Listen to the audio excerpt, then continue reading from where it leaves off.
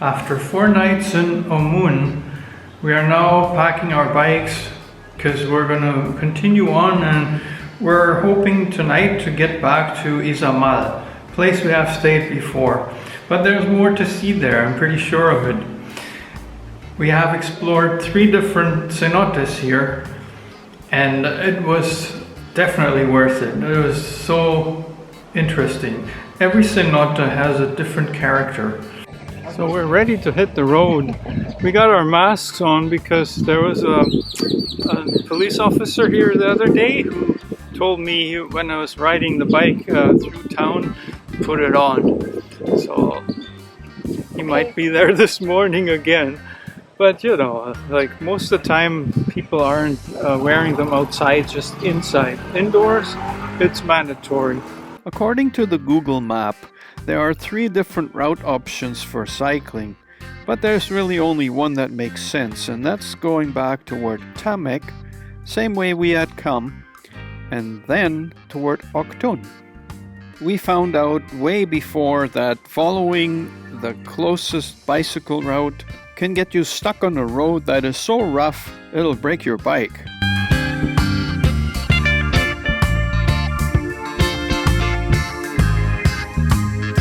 If you think that my bottom lip looks a little bit swollen here, well, it was. Too much sun exposure. It actually hurt. Anyways, here the sound was really bad, so I voice over it. We're just eating yogurt and granola because we didn't find a place to have a proper breakfast. But this was okay.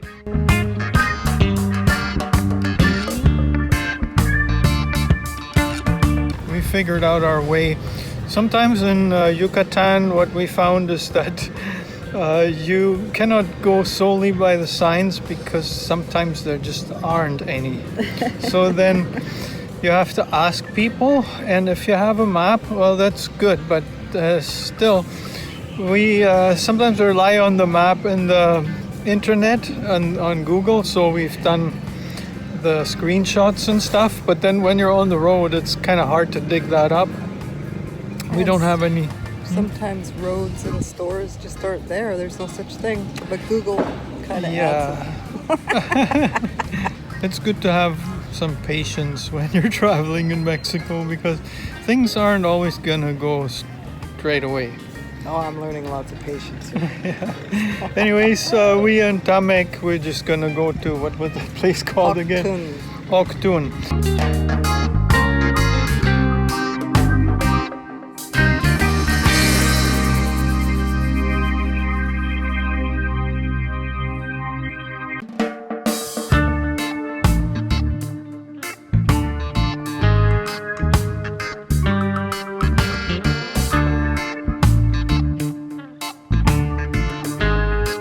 By the time we reached Oktun, the sun was up at its highest level and it was intense. We went right through this place because it wasn't really that far from Tamek where we had taken our break. But in hindsight, I think we should have grabbed a cold drink because this was only going to get hotter.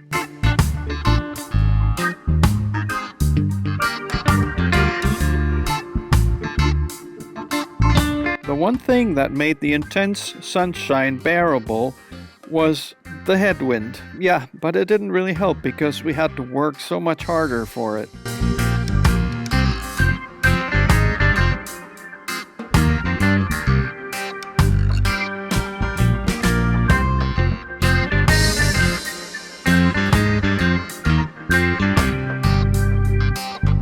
We're close to Izamal. The road here is a little bit busier. People are going faster because it's wider. So there you see the wide road isn't always better for cycling. I mean, we're relatively safe here, but you know, sometimes they're passing each other regardless of somebody on the shoulder. So you gotta be careful. Surprisingly, Izamal, even though it's a relatively small city, has its own bike lanes. Imagine that. Isn't that cool? Well, yeah, I know, it's just a painted one, but still.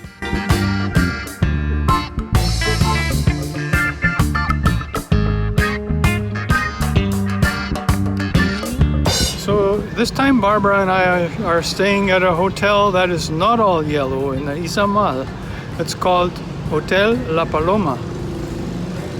Our room at La Paloma had everything, and it cost only about half of the room at Hotel San Miguel, the one we had stayed at before. 400 pesos. Yeah, Barbara and I are back in Izamal after a 45, I would say, kilometer ride. Today there's a pole in the middle of the sidewalk. That's typical for Mexico. And we're going to eat at the hotel we stayed at before because they had a good restaurant in there. But this place that we found, it's actually less than half the price, and it's got all the amenities except the restaurant in there. And so in order to save a few bucks, it's a nice place anyway. So since we had stayed at San Miguel before, Barbara was able to connect to the internet. Yeah, we're a bit familiar with this place, and they had pretty good food when we stayed here. So since we had a hard time finding a restaurant here last time, we just came back here. We know it's good. And good it was, but the one thing we forgot was the small size of the portions. That's important after 45 kilometers of riding your bicycle.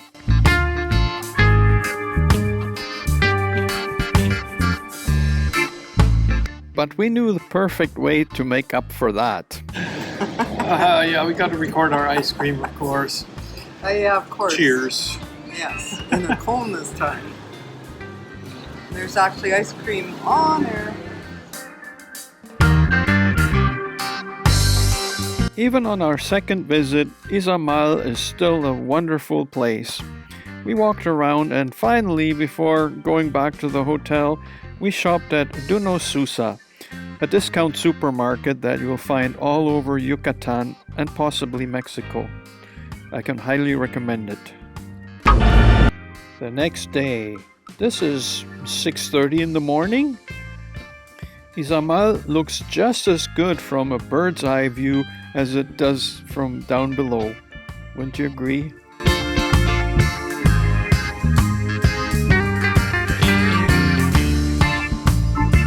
You're looking at the Convento San Antonio de Padua, which this town is well known for.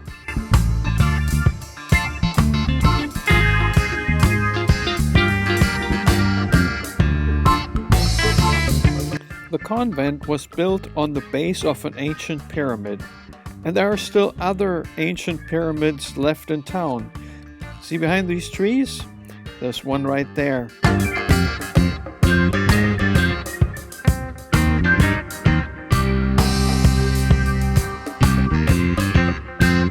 Morning. I'm on my way to the OXXO store to get some coffee for Barbara and I and some yogurt, because we still have granola left from yesterday. We spent our morning exploring the town and made a few discoveries, like this tortilla place. And then this. See, that's what I meant when I said Izamal. I'm sure there's more to see. We just stumbled upon another Mayan pyramid, and it's a smaller one, but it's still kind of impressive. Like, you see how old this thing is, and well, it's not complete, but I still get excited when I see this. Then all of a sudden it seemed to be 35-degree heat, and we couldn't think of anything else to do other than going for a siesta.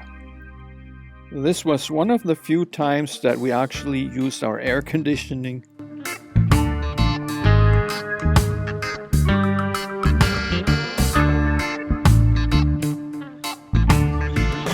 We're on our way to another restaurant. We had a pretty easy day here, actually.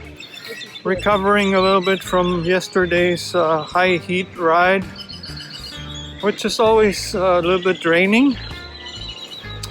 So it's good to have an easy day in between.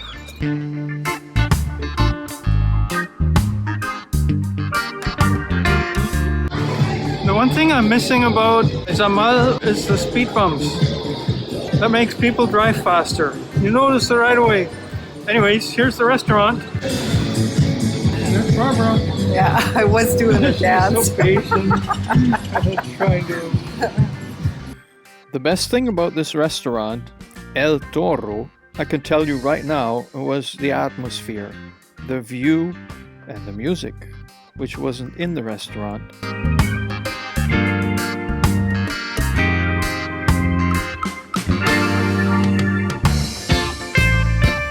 Can't touch that. Can't touch that. It's a song. We're listening to the music next door. It's loud enough to be right in here. But since we're not in that store next door, we can actually tolerate it.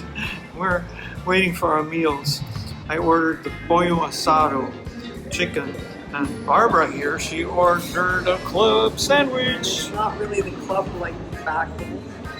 Yeah, they they had got egg to it, and I'm like, oh man, I don't know. The egg makes my last couple of days. The egg has been really upsetting my stomach. What's up with that?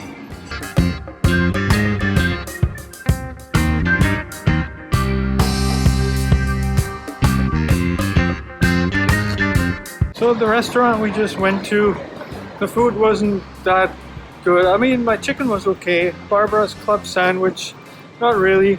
She charged us for what seemed to be like 5 French fries.